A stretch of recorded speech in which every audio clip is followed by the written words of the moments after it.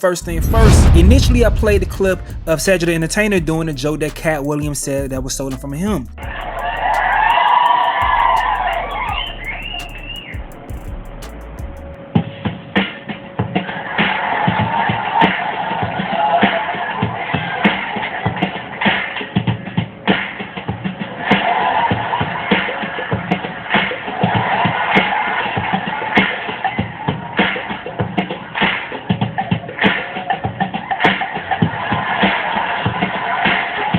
So both of them was in the car. That's the premise of the joke. Music being too loud, you gotta turn it down. It may be something to that, or it may be just too vague to say that he stole the joke. What y'all think? But like I told y'all, let me catch y'all up with what led to this point with these clips being resurfaced. Proof of Cedric the Entertainer stealing Katt Williams' joke has finally come to light after he ripped into a whole host of figures in the comedy world, ranging from Steve Harvey to Cedric the Entertainer.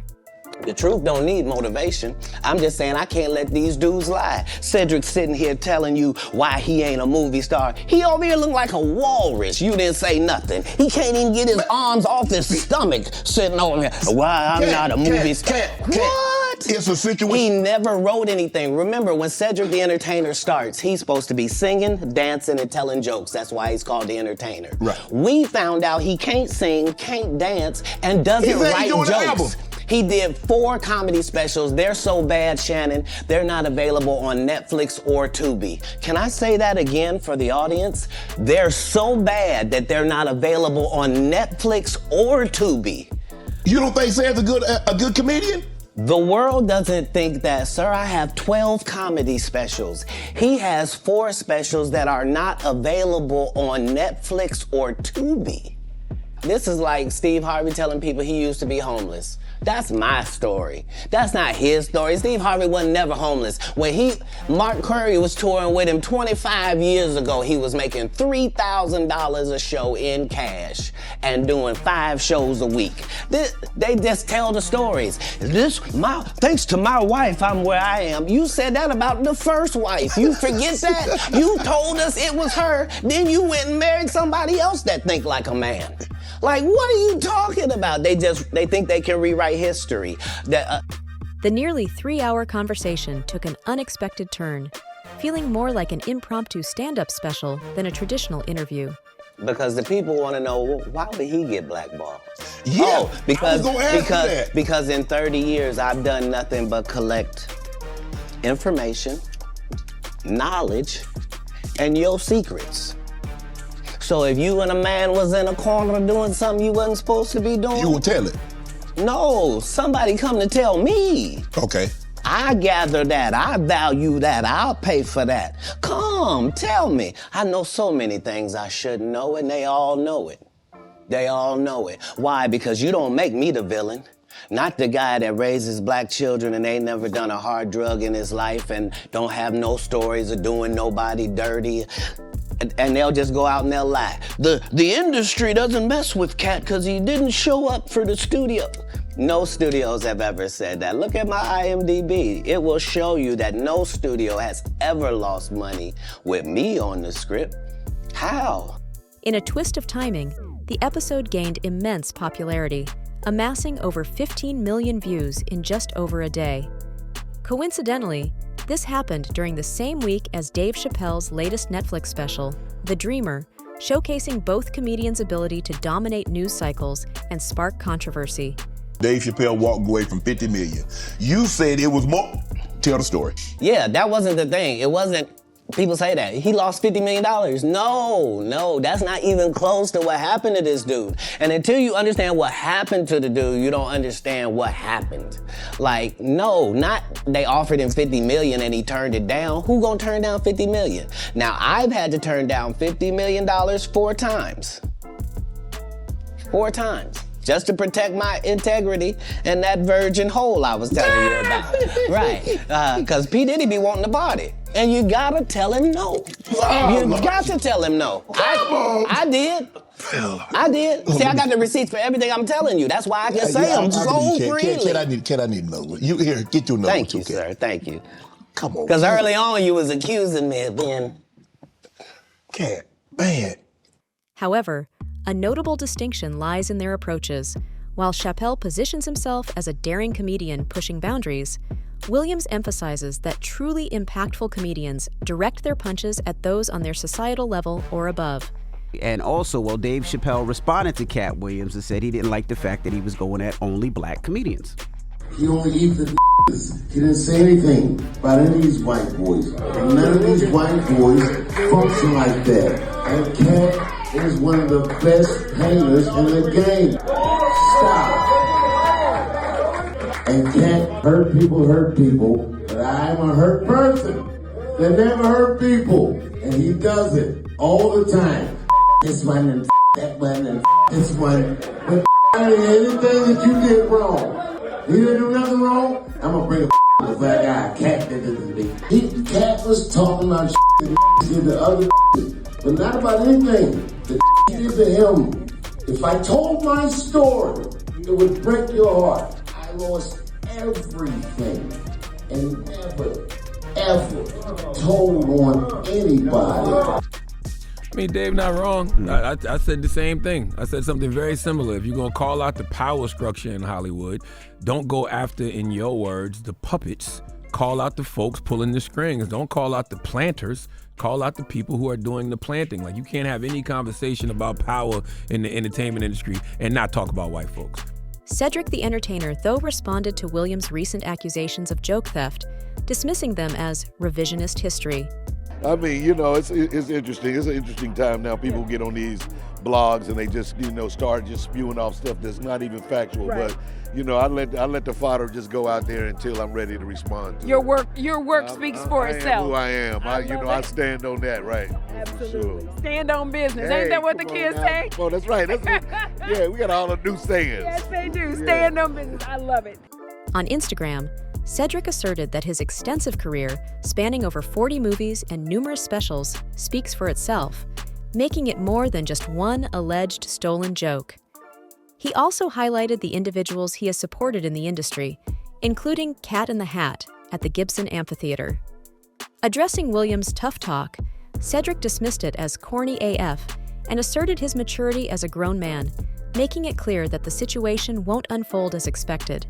Do you feel that someone else has stolen some of your material? Oh, that's a part of this business. Right. And I think that, sometimes it's intentional and sometimes it's not. Right. Like I would say sometimes people will hear a joke or take a slice of your material and make it their thing, right? But the origin of the joke came from you. Right. And so that's happened. That's a part of it. That is not an uncustomary thing. Right. Now, everybody knows that comedians, your job is to write original material. Right. Your job is to have original point of view. So I'm not saying that that's not something that can't happen.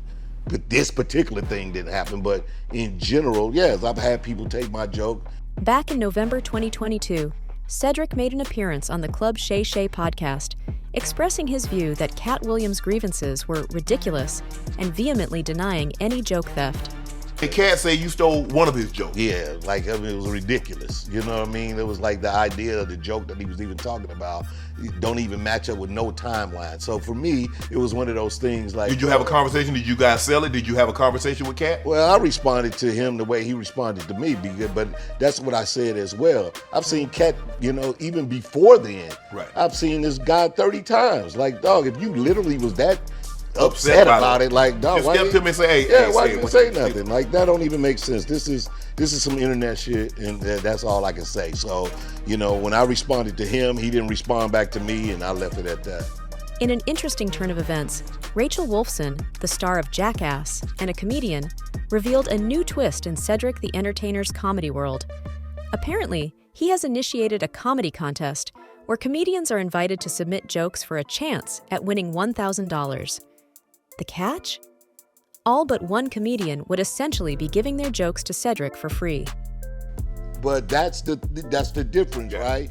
Climate, the times we live in, what's acceptable in society. And we've just got to a point, again, we just have a lot more exposure to each other. We have a lot more growth that's happened as people. Right. So sensitivity, awareness about, things that just wouldn't be acceptable, you know. Somebody wanted to sue her, and then the charges were dropped, but the damage is already done. Yes, I mean, that's, you know, and again, those are the things that, you know, again, we live in accusatory, point the finger at you first, and then you have to. And it's guilty. I mean, it's not no longer, you know, innocent until proven guilty. You're guilty until proven innocent. Yeah, and anything, like I say, I could throw you anything out there out of context of like how it was shot, when it was shot, what it was about, and if you saw it as that thing raw, you're gonna be like, oh man, that's terrible. Which again, to us today, that particular joke just was distasteful. I don't know exactly who would even have shot that. Right. Adding to the mix, actor T.K. Kirkland called out Cedric for allegedly stealing jokes from another comedian. This accusation came on the heels of Katt Williams, claiming that Cedric lifted one of his jokes for the Kings of Comedy special. They canceled me for these things because why would you talk about another black dude? Race is not where the line is drawn. It's God's side and the other side. And we don't care nothing about the other side. Period. All of these big dick deviants is all catching hell in 2024. It's up for all of them. It don't matter if you Diddy or whoever you is, TG Jakes, any of them. All lies will be exposed. That's all. And anyone who takes that the wrong way, know why they take it the wrong way. Now, there's another claim suggesting that Cedric may have taken a joke from the late actor and comedian Meshach Taylor. I want you to look at both of these videos, right? It's a video from back in the day from a comedian. Okay. And it's another video from Cedric the Entertainer. And I want you to tell me if he stole this joke or not. Okay. That's stealing. It is. He saw a bit and took it and flipped it. He was supposed to flip it, but he did it word for word. And that's called laziness. That's just being lazy. Because you could take a bit and flip it to your style, right? You could take a bit, I like that, but let me flip it. Give an example. I could watch a football game. I could watch a basketball game and create a joke just like that. That's the ability that I have. When people ask me, TK, when do you know you're a good comedian? And I know this goes over people's head, but it's like a monk telling another guy who's teaching karate, kung fu, he's gonna be great one day. I say, the day that you can look at a doorknob and make it hilarious. Meshach Taylor, known for his role as Anthony on the CBS sitcom Designing Women, and for starring in films like Mannequin and its sequel, passed away in 2014 from colorectal cancer. Recently, on the Art of Dialogue podcast, Kirkland reacted to footage showing both Taylor and Cedric performing the same joke from the 1980s. The joke revolves around a white Mississippi woman misunderstanding her black employee's accent. So what Ced did on this is he took it word for word, because guess what? He knew that a lot of people didn't watch that show, right? This is years ago now. And they knew nobody watched it. So when he said that joke, people laughed. Oh, that's hilarious. But guess what? He never thought that a day like this will come, where technology can bring something from 80 years ago, in a sense, and compare you now and say, yo, you did that joke for joke. And back in the day, if you didn't know, you didn't know. Today, saying someone else's material can use your credit, you can lose credibility a little bit, right? But all comics have probably done this now. I haven't done it, but there's people that's probably done this for years. But now it's bad. Wearing a dress is bad. Taking another joke from a TV sitcom and not even flip it. Like if you're gonna take something, at least change something to make it really you. It's not just Katt Williams taking shots at Cedric. Mark Curry has reignited an almost decade-old feud with Steve Harvey, adding his voice to the accusations of joke theft. Okay. 2007. What comes to mind when you? I don't want to talk about that. You don't want to talk about that? No, I don't go back. Right. I don't go back to things that shock my mind. Yeah. me up. And so these young comedians, the people want to come on. I know I don't steal material. I write every day. I'm a G, and I like to write. And so these guys want to come in and steal your shit. And it happens so much. Just like, damn. You know, either you got to defend yourself or you got to let the nigga know that you're going to step to him. You know, and I take it personal. Yeah. You know, I'm a step to you. I don't give a f. I'm a step to you, bitch. The Hanging with Mr. Cooper actor openly expressed his dislike for the Family Feud host, while delving into the reasons he believes Harvey appropriated some of his material. According to Curry, it's not just about money. He thinks Harvey's attempt to emulate him is the real motive behind the alleged joke theft. Where are you right now in your career? Like, what's going on? I'm on tour with Katt Williams, 2023 tour, best tour out. We're destroying them. It's a major tour. We're doing, you know, big centers. You know, Katt give me that platform, and we're destroying them. And we just crush, kill, destroy. So that's where I'm at in my career. I'm a comedian. I want to be a comedian, and that's what I am. I'm a comedian first, and then I want to come out with a new sitcom. I've been thinking about that. So do I want to come back to TV? Curry is usually active on his social media, and in addition to announcing his tour dates with Katt, he would share a video that some would assume could be a subliminal response to Harvey. Earlier last week, Curry would post, "We're so addicted to coffee. We first get our coffee, we sit down there. Good. We like our coffee, don't we?